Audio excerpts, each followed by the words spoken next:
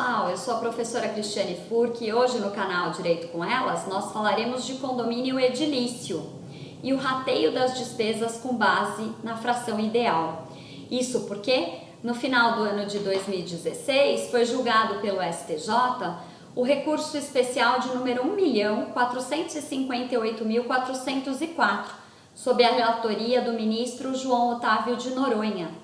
E a questão, atualmente, é discutida sobretudo pelos proprietários de coberturas, tendo em vista a ressalva contida no inciso 1º do artigo 1336, que estabelece que o rateio das despesas condominiais será feito a partir da fração ideal, podendo a convenção condominial dispor de forma diversa.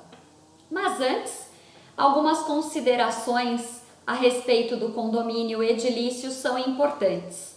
Por definição, o condomínio edilício corresponde ao condomínio de edifício de apartamentos em que há convivência de uma propriedade exclusiva sobre as unidades autônomas e a propriedade sobre as áreas comuns, de proveito de todos.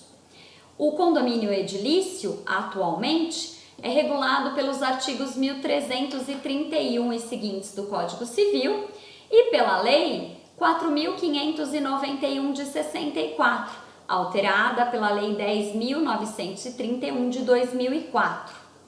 Para a instituição do condomínio, por ato entre vivos ou por testamento registrado no cartório de registro de imóveis, são imprescindíveis os seguintes itens.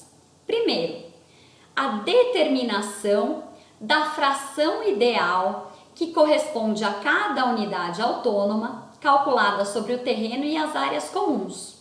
Segundo, a discriminação e a individualização de cada uma das unidades de propriedade exclusiva. E terceiro, a finalidade a que se destina o condomínio.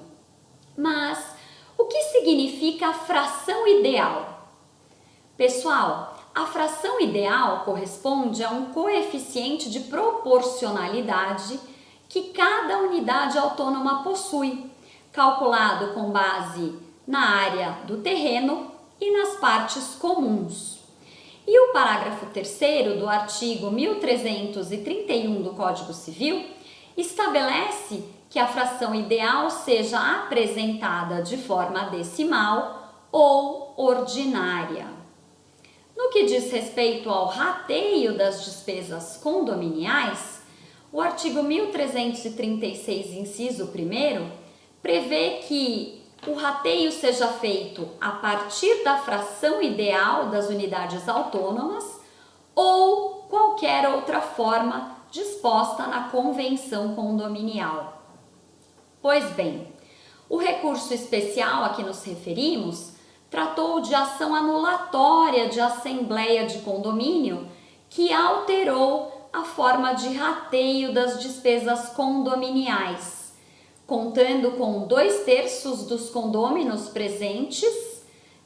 A ação foi julgada improcedente em primeira instância e a decisão foi mantida pelo Tribunal de Justiça do Rio Grande do Sul.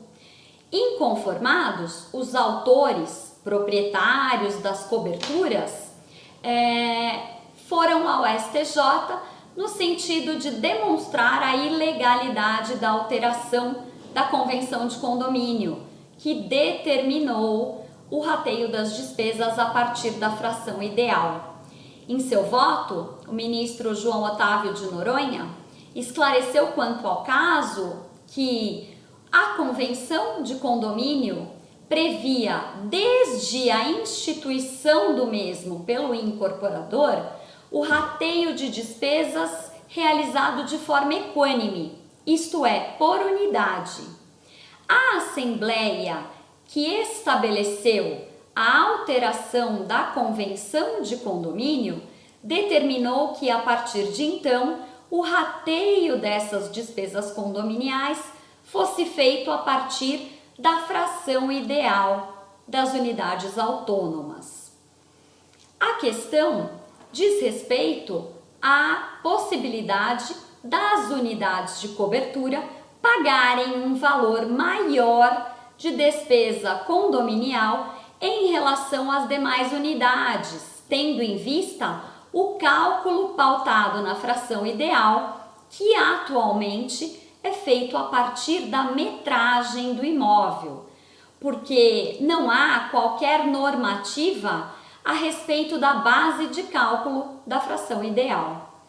Se entendeu, no caso concreto, que era perfeitamente cabível a alteração da convenção de condomínio para determinar o rateio de despesas a partir da fração ideal e que a norma contida no artigo 1336, inciso 1º, determinava apenas que essa forma de cálculo das despesas condominiais não seria mais obrigatória, mas que seria sim determinada por convenção condominial.